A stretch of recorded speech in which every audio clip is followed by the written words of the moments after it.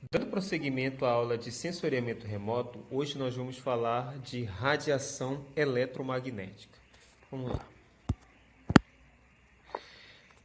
A pergunta é: o que é radiação eletromagnética? Pois bem, na aula anterior nós falamos que os objetos, uma superfície ou os objetos que compõem uma paisagem, elas emitem energia ou refletem energia. E os sensores remotos, eles captam essa energia, né, converte no dado que depois a gente converte numa imagem que a gente faz uma análise. Pois bem, essa energia nada mais é do que radiação eletromagnética. Pois bem, mas de onde vem essa radiação, né? O que é essa radiação? Na física, a gente aprende que energia é movimento, capacidade de trabalho. Ou seja, quando um objeto, um átomo, uma molécula, ela é energizada, ela fica agitada, ela se movimenta, né? Esse movimento gera vibrações no espaço. E é justamente essas vibrações que nós vamos detectar por meio do sensoriamento remoto. Mas isso daí a gente vai ver mais adiante. Eu vou contar aqui uma historinha de onde veio a energia eletromagnética ou radiação eletromagnética. Pois bem, isso veio há 13,7 bilhões de anos, né, quando o universo, todo o universo, estava concentrado dentro de um único ponto do tamanho de um átomo, né, que o teórico que propôs essa teoria chamou de átomo primordial, um ovo cósmico, né?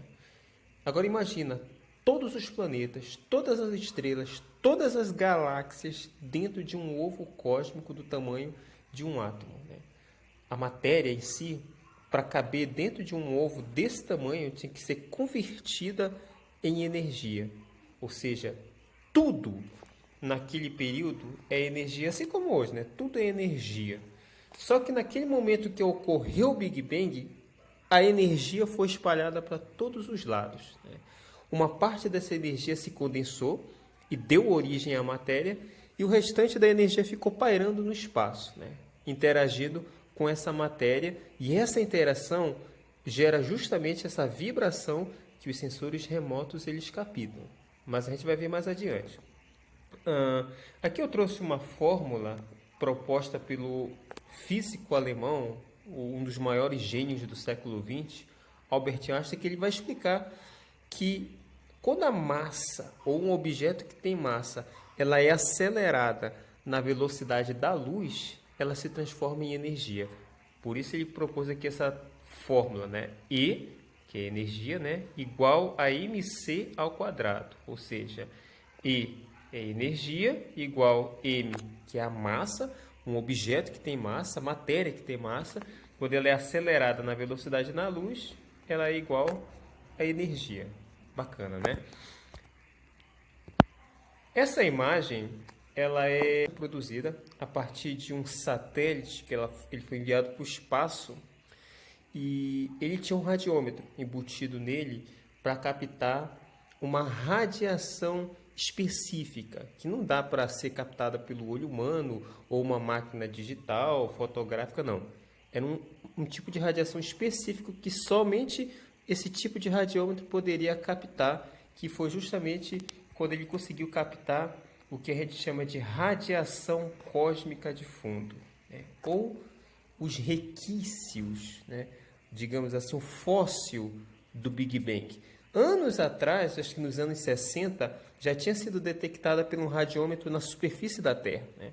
Mas esse experimento aqui, em 2011, 2012, se eu não me engano, quando eles lançaram o WMAP para o espaço, foi justamente para comprovar que a radiação detectada na superfície da Terra podia também ser captada no espaço sideral, né? E com isso comprovaram que o Big Bang ocorreu então há 13,7 bilhões de anos. Mas isso daí é um assunto para uma outra aula. Essa imagem aqui ela é bacana porque ela mostra como é que essa radiação ela está espalhada pelo espaço sideral, né? Se você for notar, essa radiação ela está como se formando diversas nuvens, né, por todo o espaço. E você pode observar, por exemplo, pontos quentes nessa imagem, que é justamente os pontos onde se concentram as primeiras galáxias, os primeiros sistemas, né, de aglomerados galácticos.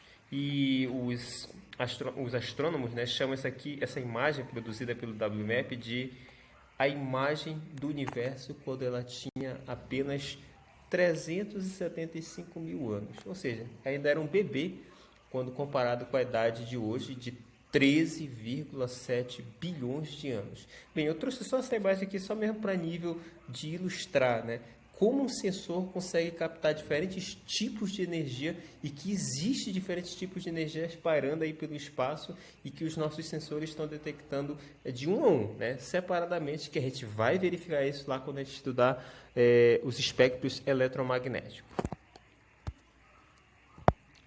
Pois bem, quando eu falei que um átomo, por exemplo, quando ele é energizado, né, ele começa a se movimentar e esse movimento gera uma vibração que se propaga no espaço, essa propagação é a energia que ele recebeu e que agora ele está devolvendo para o espaço novamente. Essa vibração, ela ocorre em ondas em todas as direções. Os estudiosos conseguiram, né, pelo menos num esquema, entender que essas ondas elas têm uma frequência, né, e elas também têm um comprimento. Né? Quanto menor a frequência, maior será o comprimento. Mas o que isso significa? Pois bem, a gente vê aqui nessa imagem que, olha as ondas aqui, ó. Uma onda, duas ondas, ou seja, a frequência de ondas aqui é menor do que a frequência de ondas aqui.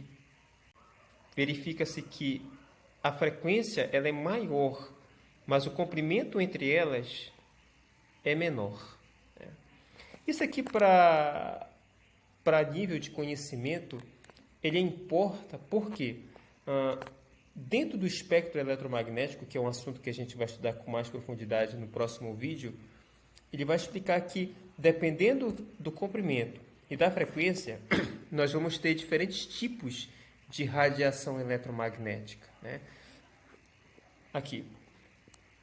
Radiação com frequências menores e comprimentos maiores, nós vamos ter o infravermelho, as micro-ondas e as ondas de rádio. Né?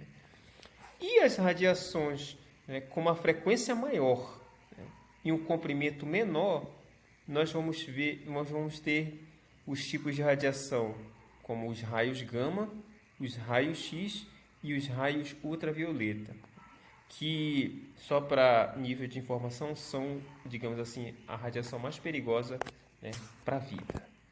As informações adicionais estão na descrição desse vídeo. Né?